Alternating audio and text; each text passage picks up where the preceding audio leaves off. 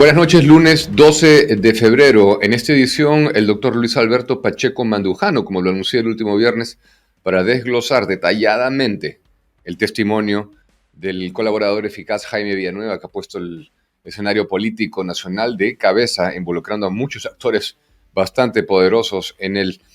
Asimismo, antes de darle la bienvenida al doctor Pacheco, quiero repasar una información que considero bastante relevante. Se ha dado a conocer ayer unas declaraciones no conocidas, un testimonio adicional de Jaime Villanueva, no del 30 de enero, sino previo, del día 24 de enero, que compromete también a Vela, al fiscal Vela. Y aquí voy a detenerme porque hay algo muy raro que pasa aquí.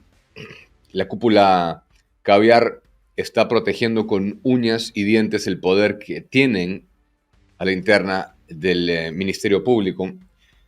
Porque lo cierto es este. Primero repasemos lo que ha dicho en el testimonio del 24 de enero Jaime Villanueva, que entre otras cosas decía que Rafael Vela, el fiscal Vela, le contaba él a Villanueva a través de una conocida que tenía y que asistía a Jorge Luis Salas Arenas, ¿no? Dentro del Jurado Nacional de Elecciones, una asesora de nombre Janet Talavera, era la persona que le comunicaba lo que sucedía a Rafael Vela y a su vez a Jaime Villanueva. Y dice, en un momento, dice, y también me hablaba de la estrategia que el Jurado Nacional de Elecciones estaba diseñando para que no salga la señora Fujimori. Incluso me comentaba que se discutió el tema de la salida del doctor Arce, que era representante del Ministerio Público, ¿no? Otra de las cosas que se ha dado a conocer en ese testimonio del 24 de enero, como les cuento, es que habría pactado con Cerrón Rafael Vela para, en ese momento, ni bien había asumido el poder Pedro Castillo, al menos fácticamente, ¿no? Recordemos que sin llegar a la verdad, sin usar ninguna de las herramientas que la ley ponía a su disposición, en una elección absolutamente cuestionable que no le dejó garantías de nada a nadie y haya ganado quien haya ganado, hubiera ganado quien hubiera ganado, era una pésima manera de empezar, porque lo cierto es que, como ustedes recordarán, casi 65% de peruanos encuestados en ese momento solicitaba una auditoría electoral para llegar a la verdad y analizar toda la cadena logística cuando habían encontrado, como ustedes saben, porque lo reportamos en ese momento, a gente de Perú Libre con acceso previo a material electoral, videos en el que se enseñaba cómo robar mesas, actas resueltas, para comenzar, actas impugnadas por las razones más ridículas del mundo. O sea, esta gente se había preparado para robarse una elección, resueltas sin ningún tipo de imparcialidad. Esto lo denunció el mismo magistrado Richard Arce cuando salió del Pleno del Jurado Nacional de Elecciones y denunció al país que se estaba resolviendo arbitrariamente. No se hicieron las pericias del caso, habían muertos que habían presidido mesas, niños que habían votado, etc. Una serie de irregularidades que no dieron las garantías. Pues bien, una de las cosas que ha dado a conocer también el colaborador eficaz Jaime Villanueva respecto a Rafael Vélez, que se habría reunido, habría pactado con Vladimir Cerrón no incluir a Pedro Castillo en las investigaciones por lavado de activos, por aportes a la campaña, ¿no? También se menciona que fue digamos, se desarrolló esto en el departamento de la congresista izquierdista Ruth Luque de Cambio Democrático Juntos por el Perú, ¿no? Y se comprometió Vela a no incluir a Pedro Castillo en la investigación fiscal por lavados de activos de Perú Libre, ¿no? A cambio del apoyo del partido del prófugo Vladimir Cerrón para aprobar una ley que le permitiera a Rafael Vela postularse, acceder a ser fiscal supremo, ¿no? Porque él, lo cierto es que es fiscal superior. Entonces, bueno, se comprometieron a eso y aquí hay algo muy raro. Hay algo muy raro que no hay cómo justificarlo y cómo defenderlo, porque lo cierto es que venía escuchando algunos de los medios de comunicación esta mañana, las radios más conocidas, los medios caviares por excelencia, y todos están agarrando de la figura de que a Gorriti no se le puede investigar porque eso pone en riesgo la libertad periodística de ninguna manera. Él sencillamente es un periodista con sus fuentes y eso pone en riesgo la libertad de expresión y todo el tema, ¿no? Lo cierto es que lo que yo considero es que la Junta Nacional de Justicia busca investigar por separado a los fiscales implicados en este escándalo, que es el testimonio de Villanueva, que lo vamos a analizar detalladamente con el doctor Pacheco en breves, y que me he pasado todo el día de ayer estudiando. Son cosas bien serias. Por mucho menos se han hecho allanamientos, detenciones. Yo creo que aquí la presunción de que son ellos una organización criminal no es muy jalada de los pelos, y Gustavo Gorriti es parte de eso. Ese es el motivo, lo que quiero decir, por el cual considero que la Junta no quiere investigarlos como organización criminal, sino mantenerlos aislados, ¿no? Vela por un lado, Pérez por el otro lado, Gorriti por otro lado. Y sobre esto mismo, fíjense ustedes que el fiscal Chávez Cotrina, ¿no? Fiscal superior titular, que es el coordinador nacional de las fiscalías especializadas contra la criminalidad organizada, ha salido a decir que para considerar que existe una organización criminal hay 5 puntos constitutivos, ¿no? 5 elementos constitutivos, y los quiero repasar con ustedes. Que sean 3 o más personas los integrantes, que haya temporalidad, es decir, desde cuándo y hasta cuándo han delinquido, un periodo de tiempo verificable, ¿no? 3, ¿qué rol cumple cada uno de los integrantes? Luego, cuarto, ¿qué delitos cometió la organización criminal? ¿Qué delitos se le atribuyen? Y 5, ¿cuál es la estructura de dicha organización, ¿no? Pero quiero mencionar una cosa adicional que creo es importantísimo tener en cuenta, porque acá hay un poder, el brazo operativo es la Fiscalía y la Policía Nacional del Perú, en la DIVIAC, que lidera Harvey Colchado, ¿no? Ese es el brazo operativo, el brazo de poder de los caviares, ¿no? ¿Quién fundó la DIVIAC? ¿Quién creó la DIVIAC? ¿Se acuerdan ustedes? Carlos Basombrío. Carlos Basombrío, cuando era ministro del Interior, creó la DIVIAC, que hoy Harvey Colchado, pieza inamovible, porque ya les he comentado que su ascenso fue irregular, a comandante, etc. Y lo cierto es que está atada de manos la Policía Nacional del Perú. Por menos, como les comentaba, por mucho menos han ingresado a diversos domicilios, por mucho menos de esto. Aquí lo que se está jugando es la cúpula caviar que ha manejado en las sombras los destinos de la fiscalía y muchas veces la libertad de las personas. Entonces acá no se trata de un periodista y su fuente, se trata de que ese que funge de periodista ha infiltrado la fiscalía para sus fines políticos y persecución judicial. Es una cosa bien seria y hay muchos indicios a través del tiempo de que esto así ha sido.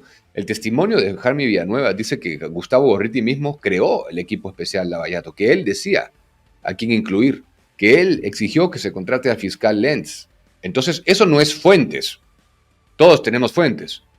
Y yo no le digo a mi fuente, oye, ¿sabe qué? Usted cree el equipo ahorita especial e incluye a José Domingo Apero, a Rafael Vela y a Pedro Hurtado, ¿ya? Y aparte contrata usted a un fiscal suizo para verificar y hacer análisis. No, eso ya es un poder político. Y Villanueva dice que Gorriti estaba empeñado en dirigir la investigación él. Por último, no es que estuviera al tanto, ni que le filtraran información. Él quería dirigir. Esto es gravísimo. Por muchísimo menos han ingresado a domicilios y eso tiene que cambiar urgente porque la Policía Nacional del Perú está mutilada. No puede actuar. Y si esto queda así, los caviares habrán ganado. Ojo con esto, lo que les acabo de decir. El ex ministro Carlos Basombrío crea la DIVIAC y es él, con firma de Vicente Romero, que en ese momento era director general de la policía, y del presidente de la República de ese entonces, Pedro Pablo Kuczynski, quienes ascienden irregularmente a Harvey Colchado. Entonces, todo esto hay que considerarlo, ¿no? Según Villanueva, el equipo especial de fiscales fue impulsado, como les repito, por Gorriti y creado. Él se reunió con Hamilton Castro varias veces hasta que Hamilton Castro declara que se hartó. Entonces, no olvidemos tampoco el presupuesto enorme que tiene la DIVIAC comparado, por ejemplo, al de la DIRCOTE. es muchísimo más grande ese presupuesto. Así que hay que hacerle seguimiento a esto. No podemos permitir que haya esa doble moral, ese doble criterio al interior. Se debe abrir una investigación por organización criminal. Esto no es normal, esto no es periodismo y sus fuentes. Esto es el poder siniestro en las sombras para direccionar perversamente la justicia, la fiscalía, las investigaciones, acorralando a la gente, como ocurrió con Keiko Fujimori, como ocurrió con Alan García.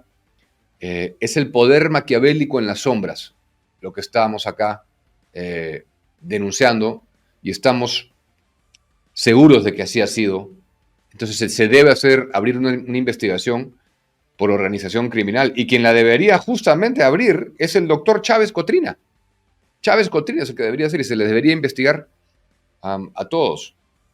En fin, no quiero dejar de mencionar también el tema de las organizaciones políticas que hasta ahora están inscritas de cara a los comicios electorales del año 2026. 38 organizaciones inscritas, de las cuales hasta este momento, a hoy, 25 están completamente registradas para participar en los futuros comicios, y a las otras 13 todavía les falta una que otra cosa y se encuentran aún en el proceso de inscripción. Esta información es según el Jurado Nacional de Elecciones mismo, ¿no? Ahora, ¿ustedes se imaginan ir a una elección con casi 40 organizaciones, que tengamos que elegir al próximo presidente de la República de casi 40?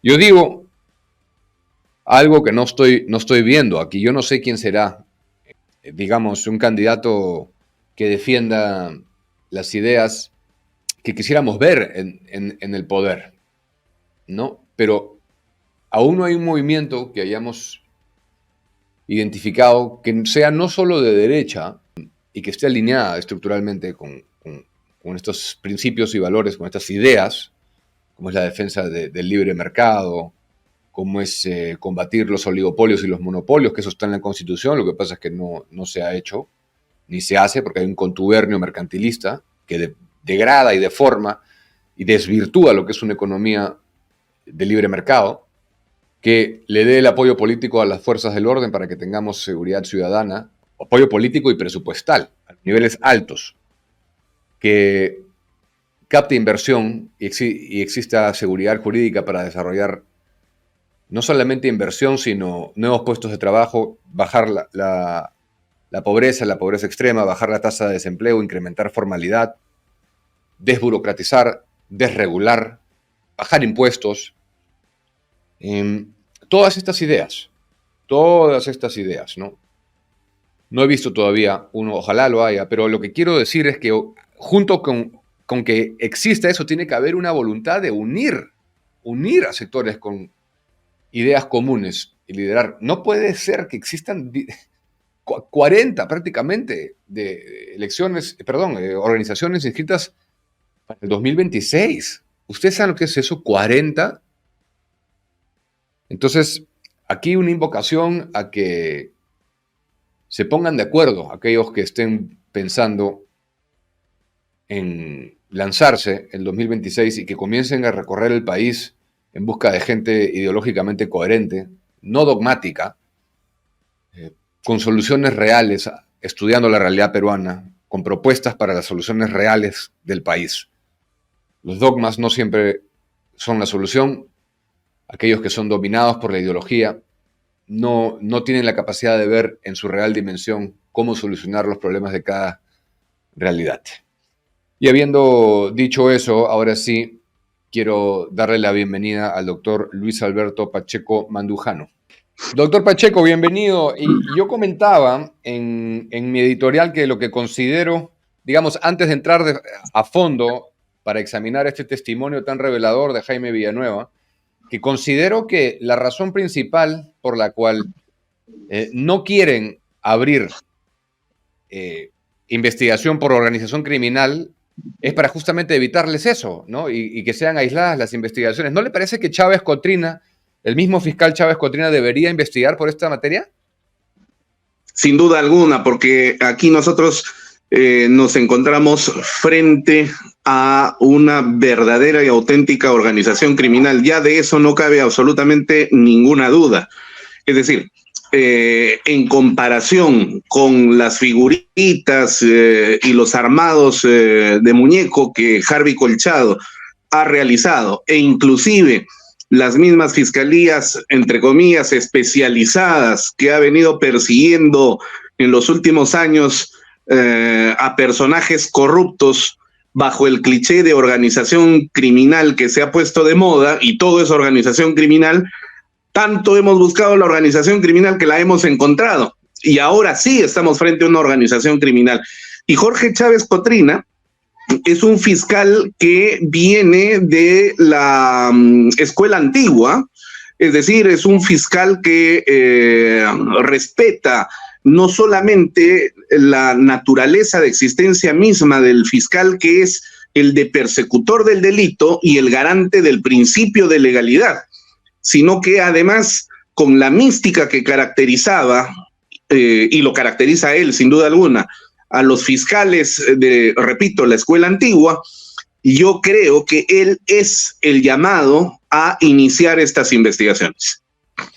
Sí, y yo escuchaba esta mañana, no suelo hablar de otros periodistas, no lo voy a hacer tampoco con nombre y apellido, pero escuchaba un medio, RPP, esta mañana, en donde se discutía en la mesa de conducción que a Gustavo Gorriti no se le puede hacer nada porque se trata de un periodista y sus fuentes y pone en riesgo la libertad periodística. Eso a mí me parece de una absurdidad total, porque hay indicios en el tiempo de esta actividad.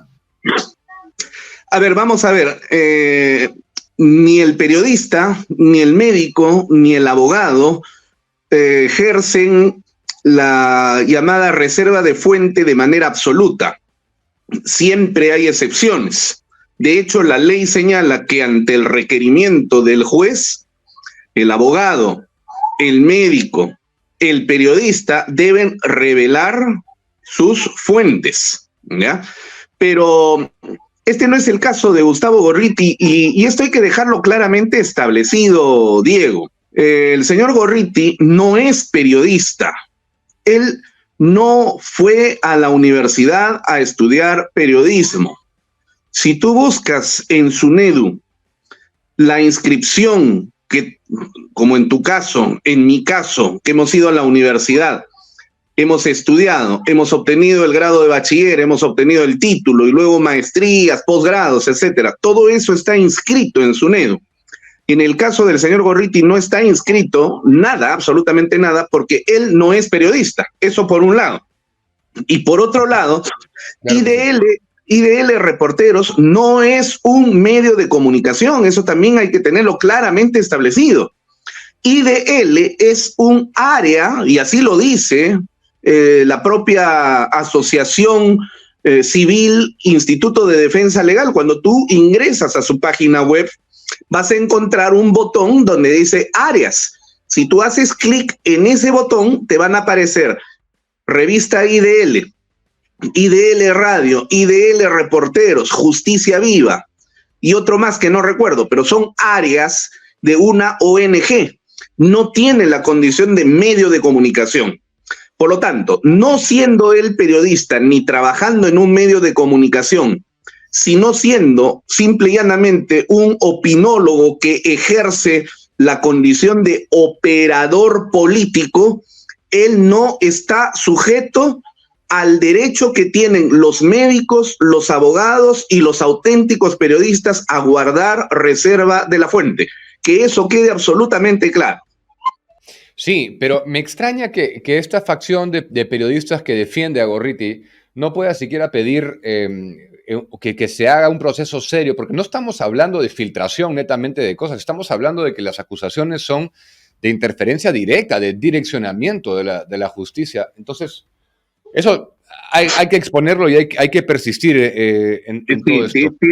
Tienes absoluta razón, porque aquí no se trata simple y llanamente de la obtención del conocimiento de algo, de lo que un periodista verdadero podría hacer reserva de fuente. No, estamos hablando de una persona que interfiere en actividades de naturaleza oficial, en este caso del Ministerio Público. O sea, me estoy refiriendo ya no al título de periodista, sino me estoy refiriendo al título de fiscal, al título de juez, al título de funcionario público, para exigir ciertas cosas, como por ejemplo que se contrate al fiscal suizo Lenz. ¿Quién es él para exigir ello? Que se forme el equipo especial para la investigación Lavallato. ¿Quién es él para exigir eso? Y eso no tiene nada que ver con reserva de fuentes. Es una actividad delictiva en el marco de una organización que está destinada a la comisión de delitos. Así es. Ahora, una pregunta, doctor, que ya es materia un poco más técnica en su especialidad. Y corrígeme si me equivoco. Para los testimonios, hay dos instancias, ¿no? La recepción y la corroboración. Entonces, nuevamente, la gente está diciendo que nos estamos creyendo el testimonio de Villanueva en todo lo que a Gorriti recae sobre él, pero que no se ha corroborado nada. Pero ¿cómo se podrían corroborar ciertas cosas? Entonces, para tal caso, los testimonios no existirían. ¿Qué se va a hacer ahí desde la óptica legal procedimentaria? A ver, estas declaraciones que ha dado Jaime Villanueva ante la fiscal Delia Espinosa no se han dado en el marco de una colaboración eficaz, sino más bien de una declaración testimonial. Eso hay que tenerlo claramente establecido. Y además, son declaraciones que se están realizando o que se han realizado en el estadio de las diligencias preliminares. Ahora, luego de las diligencias preliminares viene, procesalmente hablando, la investigación preparatoria propiamente dicha, donde se realiza el conjunto de investigaciones ya mucho más elaboradas, una de las cuales tiene que ver precisamente con la corroboración de las declaraciones de los testigos. En consecuencia, si tú militantemente, para proteger a tus amigos corruptos, dices: no se le puede creer absolutamente nada, y además no se puede seguir investigando porque son periodistas que no pueden revelar su fuente, lo que estás haciendo es negar la naturaleza de lo que los abogados llamamos el jus puniendi del Estado. Tiene que investigarse. Vamos a suponer de que efectivamente no hay ningún delito en toda esta maraña de hechos que ha narrado Jaime Villanueva. Perfecto, pero que esa determinación se pueda obtener en la culminación de la investigación. Tú no puedes decir a priorísticamente, no hay nada, porque a mí me parece y porque tengo que proteger a mis amigos. Eso es imposible. Sí, ahora, vamos de plano al testimonio en sí de Villanueva. Para ir en orden, hay varias cosas que me han llamado la atención, más allá de lo más escandaloso que es lo que se ha filtrado a la prensa, y lo vamos a repasar también. Pero para empezar, lo concerniente a la formulación de la denuncia contra los jueces por prevaricato, como recordará usted, por haberle otorgado la cautelar que frenaba la votación de remoción de los jueces de la Junta Nacional de Justicia. Ese manejo que describe Villanueva no es normal tampoco, ¿no? Digamos, acá defendemos la verdad y todo, pero a mí me llamó la atención que se haya manejado así de la fiscal Benavides, ¿no le parece? Y justamente porque ni tú, ni yo, ni quienes ejercen el periodismo verdadero, cuya finalidad es obtener y buscar la verdad tal como es, no nos negaríamos jamás, porque tampoco somos quienes, no somos ni fiscales ni jueces, a cerrar filas para decir, no, que esa parte no se investigue. Porque sí, efectivamente, es muy sospechoso ese manejo que se ha realizado, y en consecuencia eso tiene que investigarse hasta las últimas consecuencias. Y si ese hecho lleva a determinar que efectivamente Jaime Villanueva realizaba gestiones, no solamente ante el Parlamento, sino también ante el Poder Judicial para obtener beneficios ilegales o irregulares al menos en favor de la fiscal de la Nación, Patricia Benavides, pues tienen que ser sancionados. Pero en cualquier caso, no se puede tampoco en este caso dejar de investigar. De acuerdo. Ahora, el testimonio deja mal parado a muchas personas, ¿no? Actores bien relevantes. Para empezar, la ex vicepresidente del Congreso hasta la legislatura anterior, y Alejandro Soto, que pidió que se le archiven sus procesos fiscales a cambio de agendar en el Pleno una votación. ¿En qué quedan ellos? ¿Cómo analiza la figura de Marta Moyano? Bueno, de Marta Moyano en principio y después de Alejandro Soto en todo esto. Hace 30 años, poco más, no sé si tú recordarás, no sé si tendrás la edad para recordarlo, pero había una novela brasileña que se llamaba Papá por Siempre, la que comenzaba con el intro donde se iba construyendo un rompecabezas, poniendo pieza a pieza, y finalmente se llegaba a lograr visualizar un papá caminando en una vereda, en un bosque, cogido de la mano con su hijo. Pero lo único que faltaba en ese rompecabezas era la pieza del rostro del papá. Y la novela consistía justamente en identificar quién era el papá. Te digo esta metáfora porque en este caso el rompecabezas está casi construido y solamente nos falta la pieza del rostro del agente Roberto. Pero sin embargo, todas las características físicas, actitudinales que ha revelado Jaime Villanueva en torno al agente especial Roberto son características que en el puzzle aparecen muy bien delineadas con la figura de Marta Moyano. Y aun cuando no puedo yo decir que al 100% que ella es el agente especial Roberto, sin embargo, desde el punto de vista de la lógica indiciaria, que es la lógica que se utiliza en el ámbito de la investigación forense, todo indica que es ella. Y parece que la única persona que no se da cuenta de ello es Keiko Fujimori, aunque más o menos ella ha dejado entender en su última declaración cuando dijo, quiero creerle a Marta que ella no es el agente Roberto. Bueno, entre el querer creer, porque es una cuestión de voluntad, y el aceptar la realidad hay una gran diferencia. Y la realidad parece que nos lleva al hecho de que Marta Moyano fue el topo del fujimorismo que trabajaba con esta gente de esta organización criminal. Ahora, por otro lado, en cuanto respecta al congresista Soto como presidente del Congreso. Bueno, ese señor es un personaje que no tiene un currículum vitae. Lo que tiene es un prontuario delictivo que lo tiene arrastrando desde el Cusco. En el Cusco todos saben perfectamente que este personaje, que al igual que Gorriti a nivel nacional, ejercía el periodismo sin ser periodista, tenía y todavía tiene un programa de televisión allá en el Cusco, que se autoproclamaba luchador anticorrupción. Finalmente utilizaba su programa para extorsionar a personas allá en el Cusco y lograr beneficios.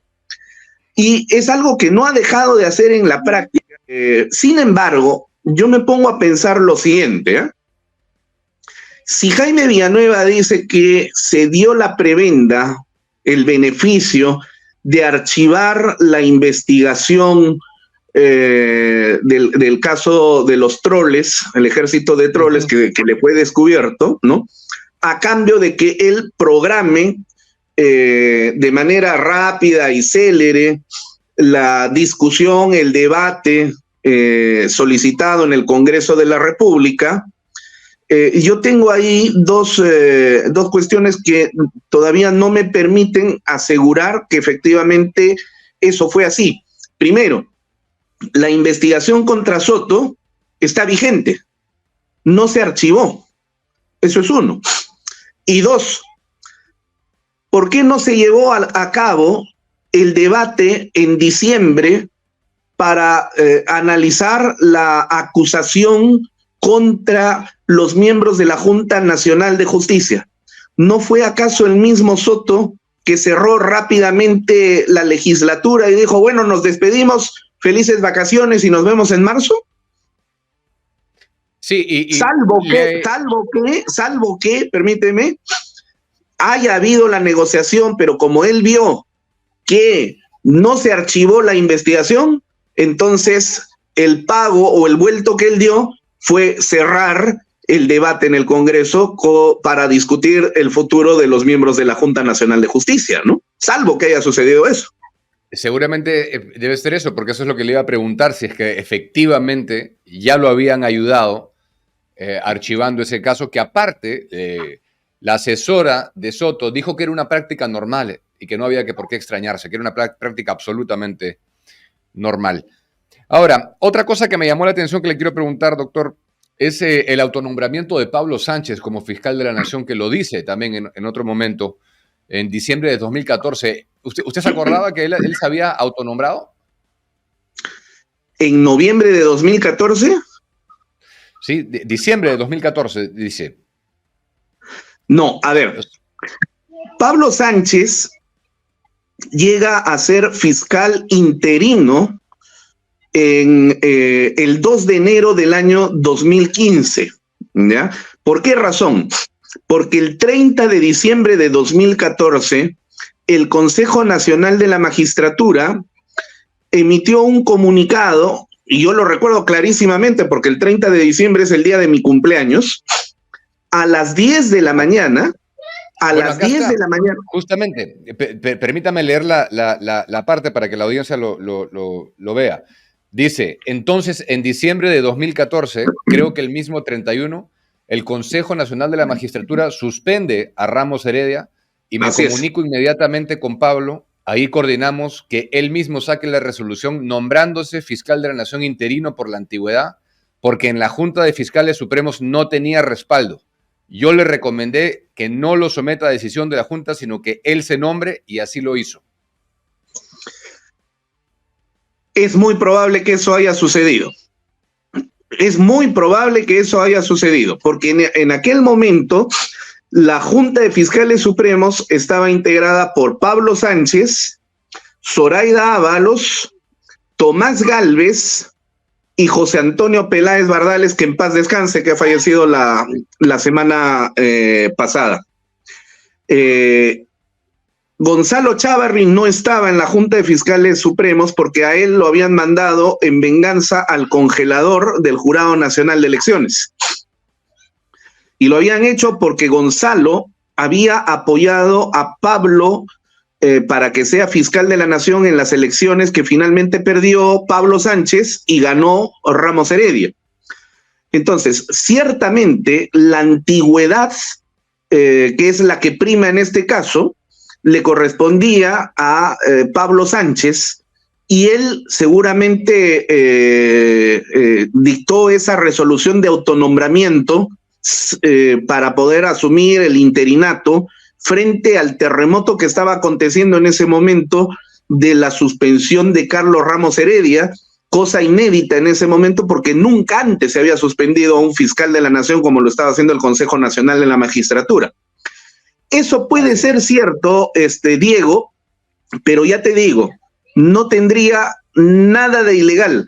Quizás irregular por el procedimiento de no haberlo sometido a la Junta de Fiscales Supremos, pero aun cuando lo hubiera sometido a la Junta de Fiscales Supremos, los fiscales supremos habrían decidido que Pablo Sánchez sea el interino, porque él es el antiguo y de acuerdo al reglamento, él es el que tiene que asumir el despacho.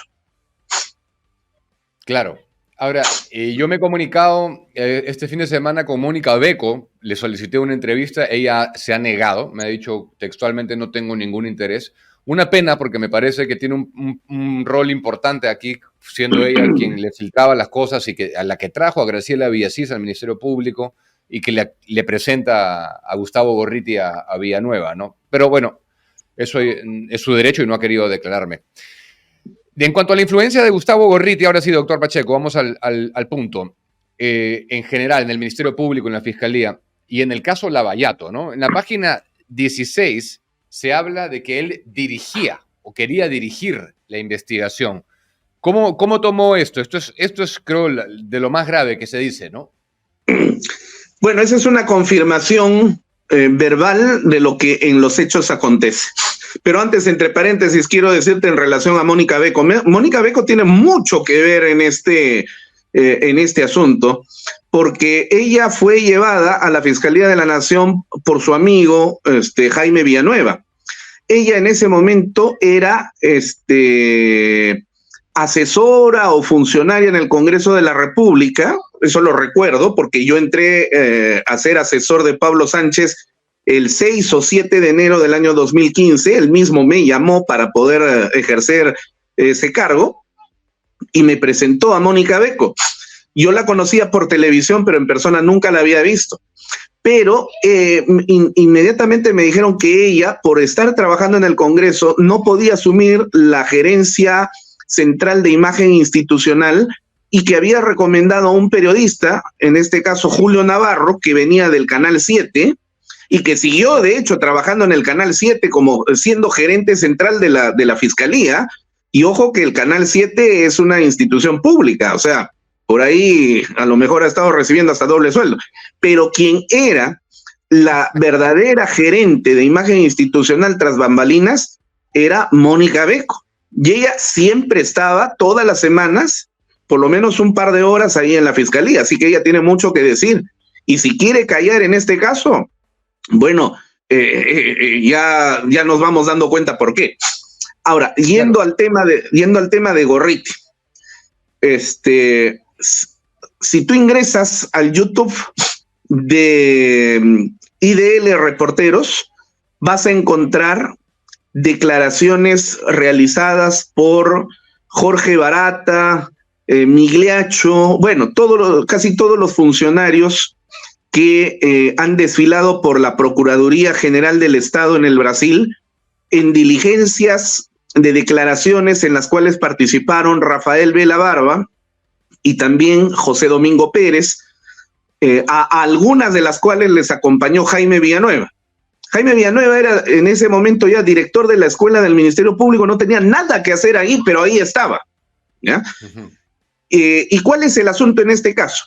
Esas diligencias fueron filmadas por la Procuraduría.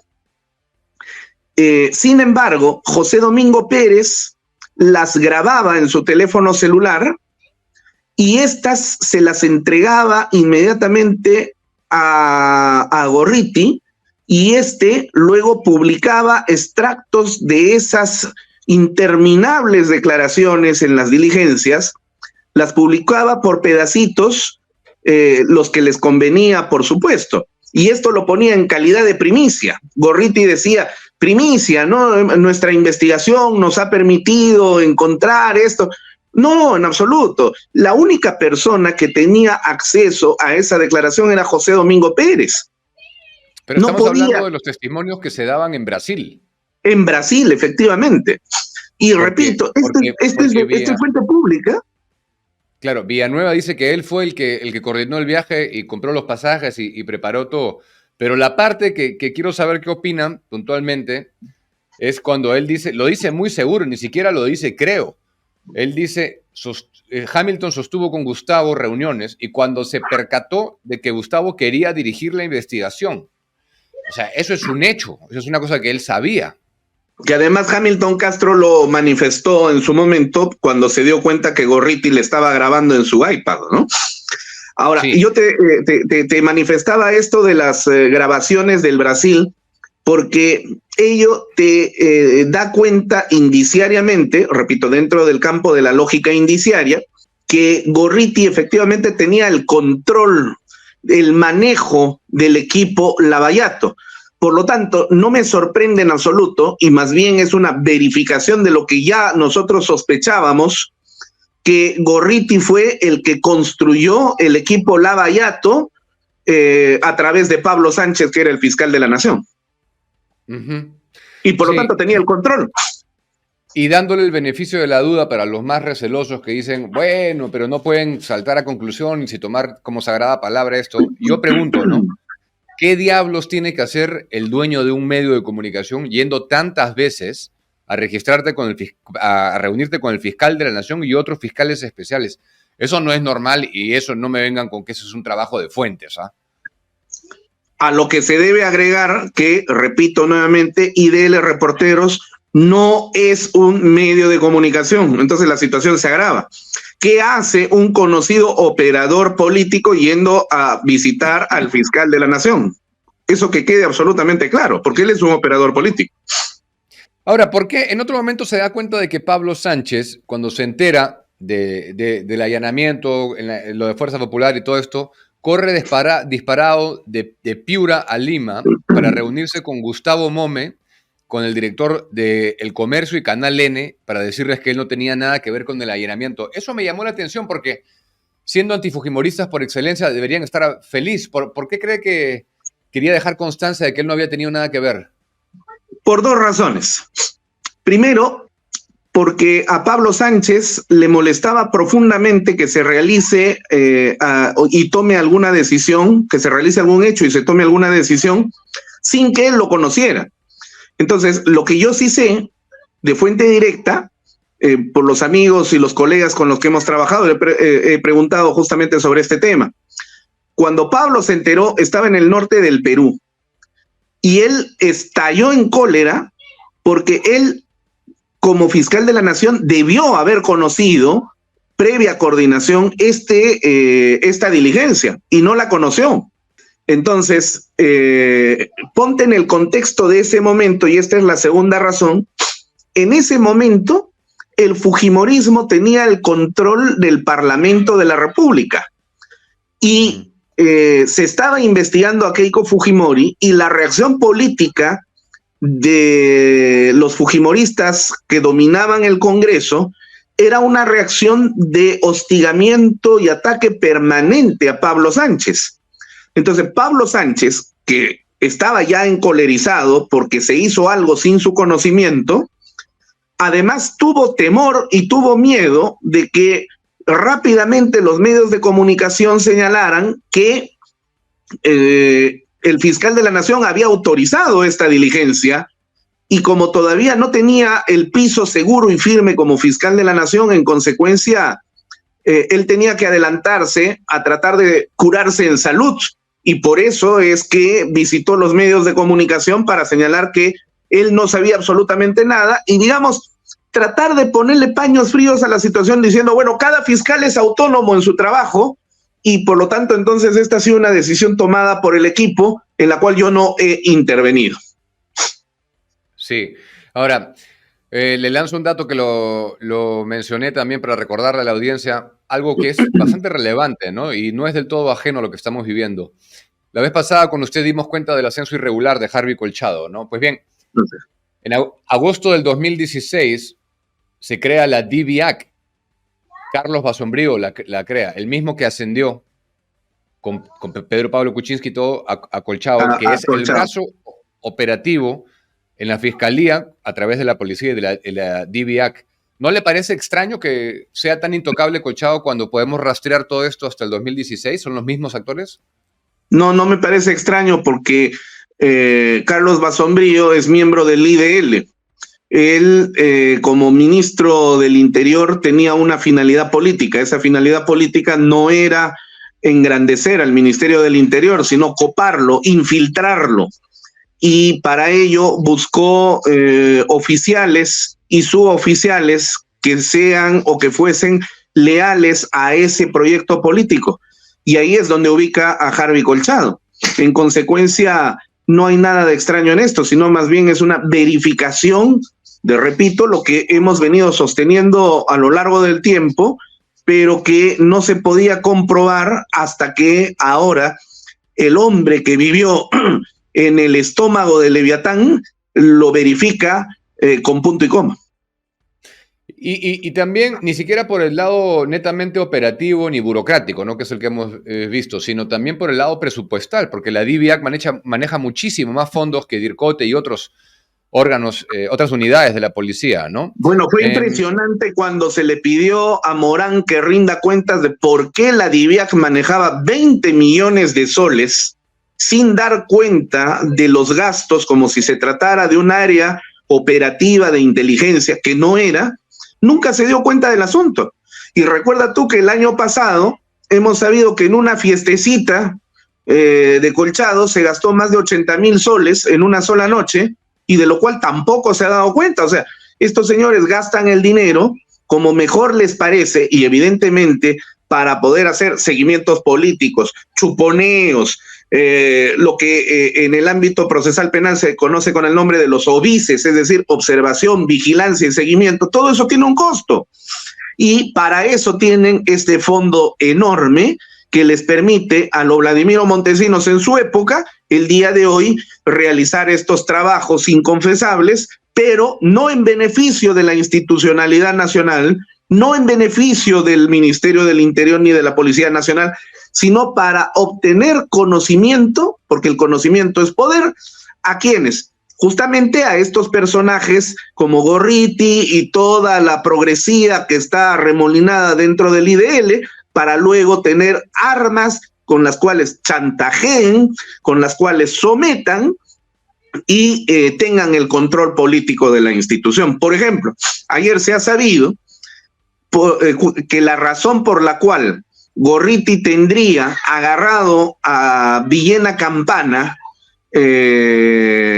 y chantajeado, vendría, por un lado, porque tuvo conexiones con César Villanueva, de acuerdo a lo que el programa Contracorriente ha dado a conocer, donde su secretaria le señalaba de la existencia de un Carlos Villena, podría ser ese. Y el otro caso que se ha filtrado también es que, siendo presidente de la Junta de Fiscales Superiores del Distrito Judicial de Ica en el Ministerio Público, organizó semejante pachanga en la Fiscalía que terminó casi siendo una orgía que estuvo grabada y que Gorriti tiene eso en su poder, y ese sería el motivo por el cual lo tiene agarrado y amenazado.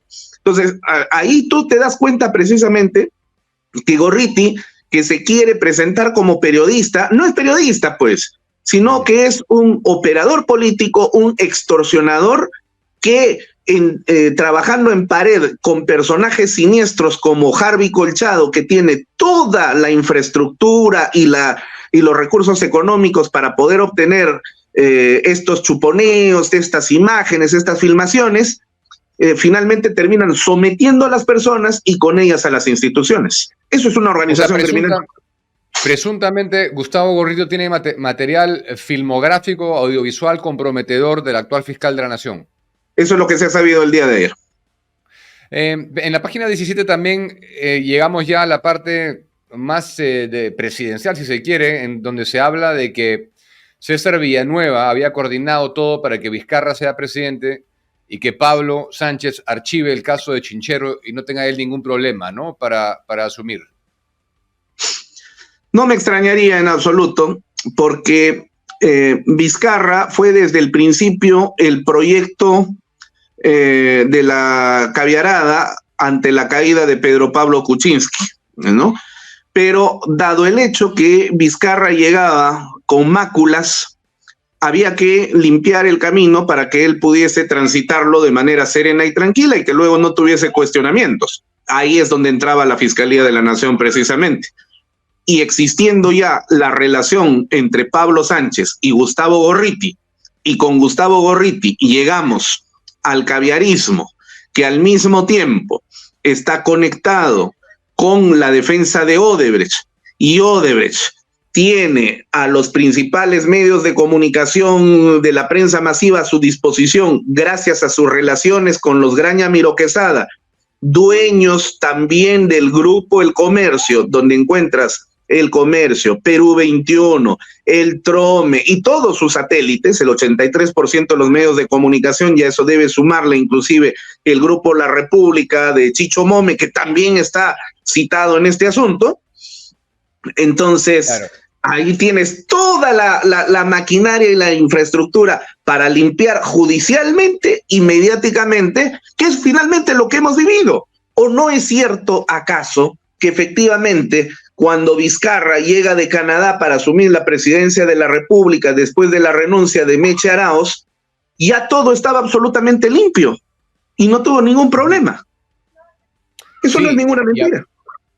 Y hablando justamente de eso también, en otro momento la fiscal de la Nación de ese entonces, Zoraida Ábalos, que era cercana obviamente a Rafael Vela, se da cuenta de que un exministro de Vizcarra, que había dicho lo de las coimas de Moquegua, le informa eso a Zoraida Ábalos y ella le dice que no trate de hacer nada, que trate de no hacer nada.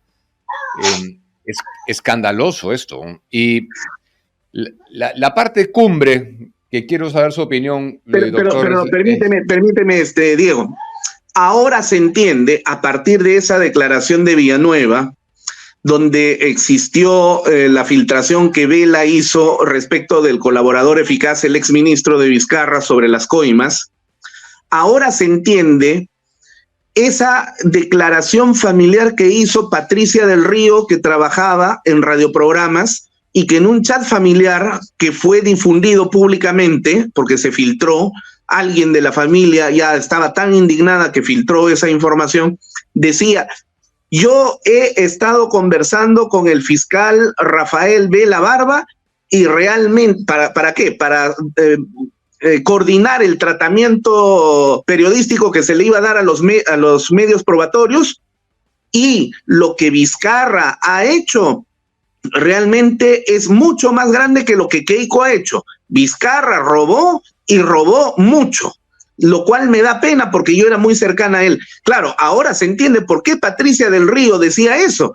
O sea, cuando Vela Barba se ve abandonado por Zoraida Ábalos porque se da cuenta de que lo iban a sacar, la única forma de reaccionar era llamar a sus amigos, en este caso radioprogramas y Patricia del Río y probablemente algunos otros periodistas, para ver cómo es que lograba generar esta bomba y él mantenerse en el cargo. Pero parece que no le funcionaba el asunto y por eso tuvo que buscar a Gorriti para que San Gorriti saliera en su defensa, y ya la jauría de periodistas y pseudoperiodistas que están a su disposición en El Comercio, en Perú 21, en La República, en Epicentro, en Guayca, etcétera, etcétera, salieran también a hacer el corifeo de defensa de Rafael Vela Barba.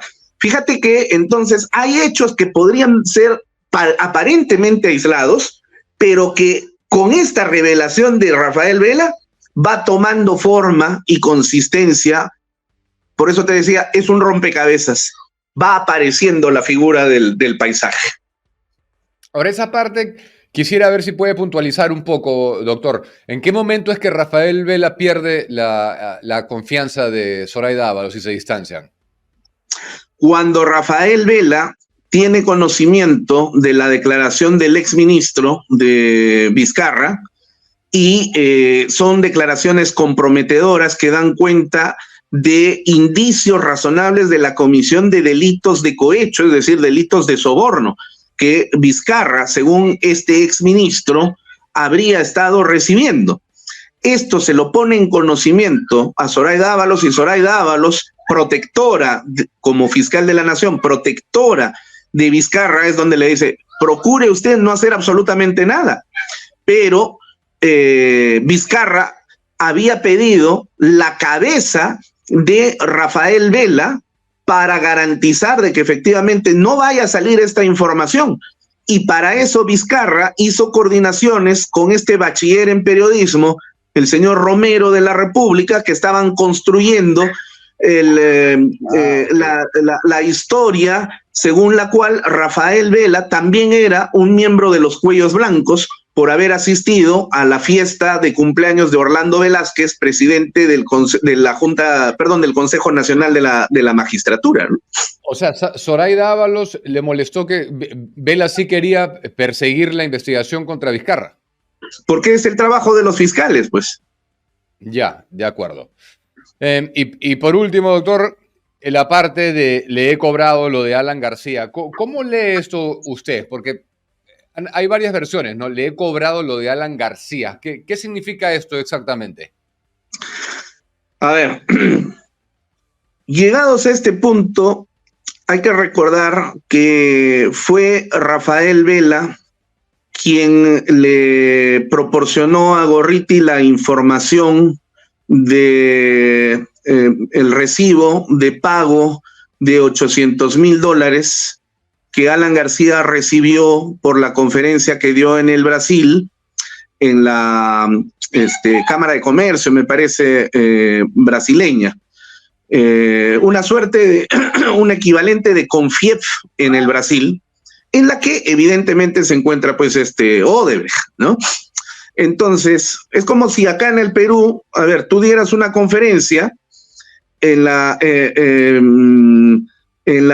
Sociedad Nacional de Industrias, y esa Sociedad Nacional de Industrias recibe los aportes de todos los miembros que forman parte de esa sociedad, y uno de esos miembros estuviese investigado por actos de corrupción, y tú recibes un pago de la Sociedad Nacional de Industrias, y luego, por ese solo hecho, te van a tratar de vincular con esa empresa o esa persona aportante que está investigada por actos de corrupción. Entonces, quisieron sacarle el jugo al máximo a esta situación, que en realidad no tenía ningún viso de naturaleza criminal, y más bien aprovecharon la circunstancia para crear el muñeco de que Alan García estaba empezando a recibir las coimas después de haber dejado la presidencia de la República, luego de beneficiar a Odebrecht durante su gestión del 2011 al 2016. De manera que ahí había una suerte de deuda, ¿no? De deuda, para hablar en los términos amorales en los que hablan estos siniestros personajes integrantes de esta organización criminal.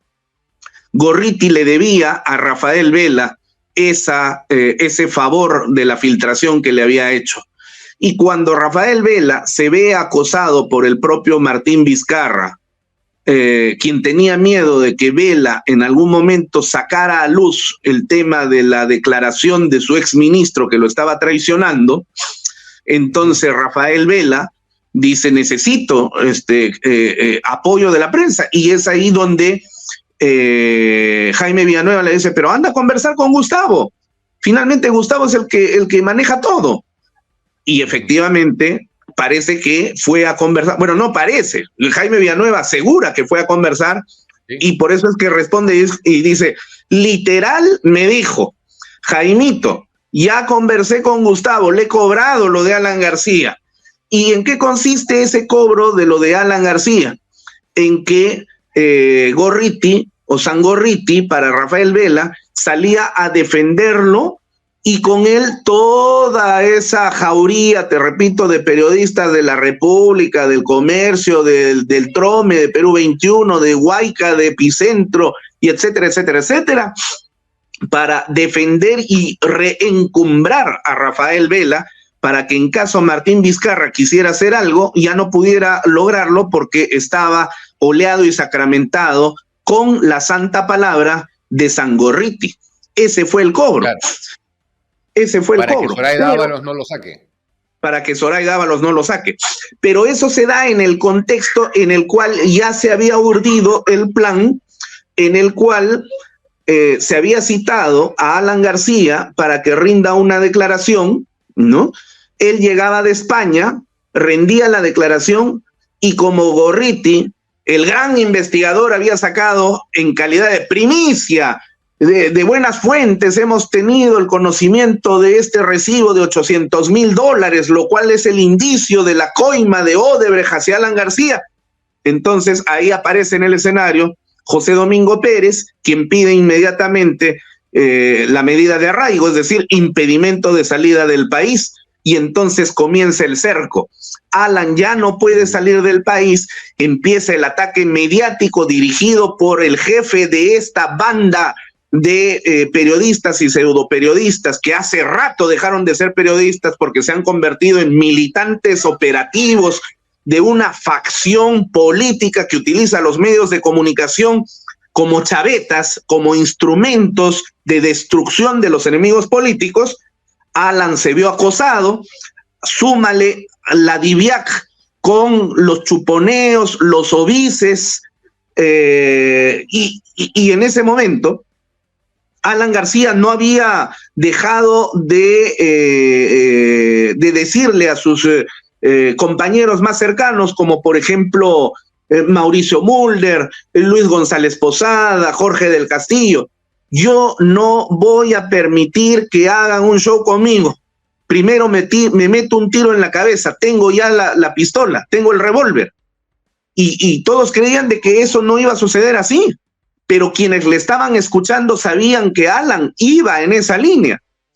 Ahora, cuando Alan se va a la embajada del Uruguay para solicitar el asilo político, porque evidentemente esta era una persecución política, y se la niega el presidente del Uruguay de forma traidora, Alan empieza a listar su maleta y estaba con él Mauricio Mulder, y Alan tenía la pistola el revólver en ese momento, y por una mala manipulación Alan se mete un tiro en la mano. Esto lo ha revelado el propio Mauricio Mulder. Y por eso es que Alan estuvo con la mano vendada varios días. Entonces, esto ya lo sabía, claro, no se dio a conocer en los medios de comunicación, pero lo sabía colchado que lo estaba chuponeando. Alan no estaba bromeando. Alan se iba a meter un tiro en la cabeza. Por lo tanto, entonces, el acoso fue cada vez mayor y mayor hasta empujarlo a tomar esa decisión. Eso ya no es suicidio, Diego. Ese es un asesinato elaborado previamente por una conspiración que sabía cuál iba a ser el fin de Alan García. No fue Alan el que tomó la decisión de suicidarse, lo obligaron a hacerlo. En consecuencia, eso ya no es un suicidio, es un asesinato. Ahora, y por eso tienen que pagar. Hablando de eso, nos hemos enterado que Rafael Vela ha abandonado el país en medio de todas estas revelaciones el día de hoy. Entonces, ¿cómo toma esto? Y para cerrar lo de García, me interesaría saber cuál tendría que haber sido el procedimiento seguido. Bueno, Alan García tenía que ser investigado sin duda alguna. No era la primera vez que él era sometido a una investigación. Recuerda que Alan García fue investigado desde que dejó el primer gobierno. Hubo varias investigaciones, el informe Kroll, bueno, todas esas investigaciones finalmente quedaron en nada. Una de las últimas investigaciones a las que fue sometida por interés político de Humala fue esa megacomisión que estaba presidida por el congresista guitarrista Tejada, ¿te acuerdas? Y hasta esa investigación quedó absolutamente en nada. Así que, y quedó en nada porque no existían elementos probatorios.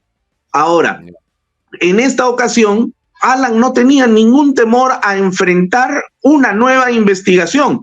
El problema consistía en que, a diferencia de las investigaciones anteriores, esta ya no era una investigación regular, esta no era una investigación más. Esta era una persecución política disfrazada de una investigación fiscal donde los tentáculos de la organización criminal que estaba persiguiendo a Alan García llegaban hasta los fiscales que estaban conduciendo la investigación, Vela Barba y José Domingo Pérez. Entonces, ante una situación de esta naturaleza... Claro, Vela le da la información a Gorriti del pago de los $800,000 y ya Gorriti voló con esa información. Para cerrar, doctor, ¿qué opina de este acontecimiento que nos hemos enterado, de que abandona el país Rafael Vela con su familia? La única forma de poder evadir la responsabilidad de quien sabe que está metido en el fango hasta la coronilla del cráneo es escapándose.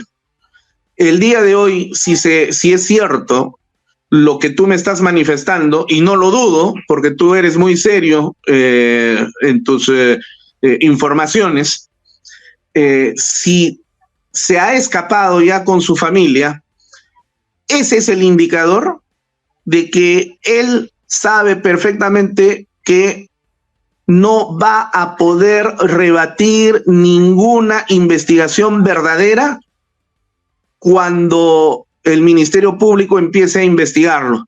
Así que entonces la única forma de poder salvar su pellejo en este momento es escapando del país.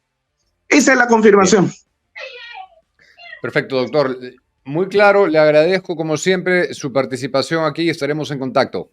Permíteme hacer un llamado final, Diego. a los fiscales provinciales y adjuntos que integran el equipo Lavallato. Yo estoy seguro que ninguno de ellos ha obrado de buena voluntad, porque de alguna manera han tenido que ser testigos de la forma tan delictiva como ha operado Rafael Vela y también José Domingo Pérez.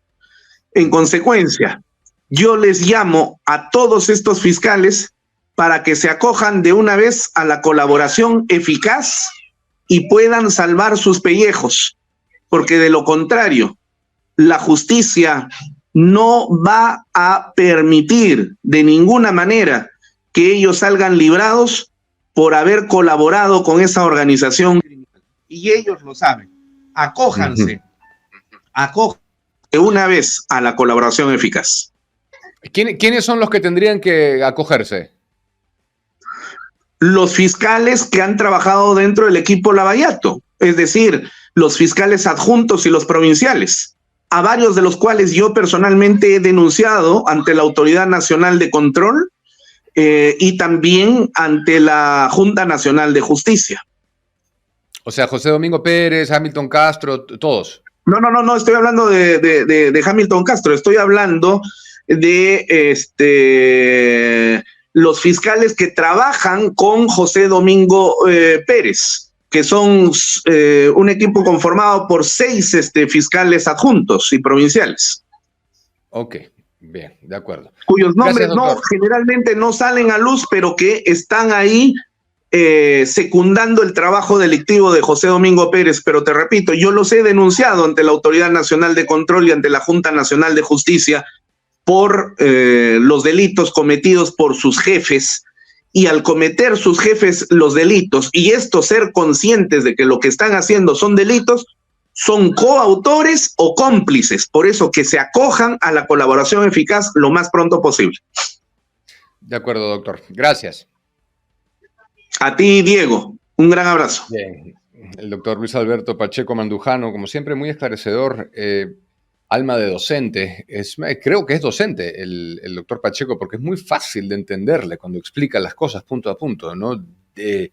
Disecta la información, los documentos, los plazos en el tiempo. Es un placer verdaderamente hablar con él. Fíjense que yo digo acá presunta organización criminal, el doctor Pacheco directamente dice ya organización criminal, y se están negando a investigarlos por tal concepto, ¿no?